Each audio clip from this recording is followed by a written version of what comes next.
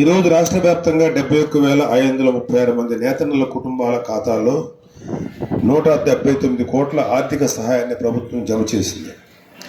కాకినాడ జిల్లాలో 3,639 మంది నేతన్నలు ఈ పథకం ద్వారా లబ్ధి పొందుతుండగా మన గౌరవ ఉప ముఖ్యమంత్రి పవన్ కళ్యాణ్ గారి ప్రాతినిధ్యం వహిస్తున్న మన పిఠాపురం నియోజకవర్గంలో 1,894 మంది నేతన్నలకు ఈ పథకం ప్రయోజనం ఉంటుంది.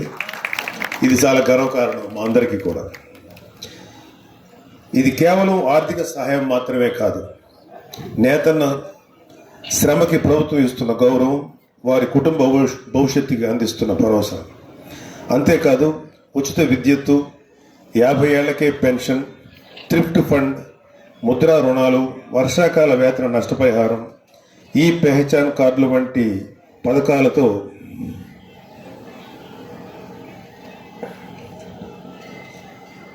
నేతలకు సామాజిక భద్రత కల్పిస్తున్నారు. మార్కెట్ విస్తరణ, నైపుణ్య శిక్షణ, ఆధునిక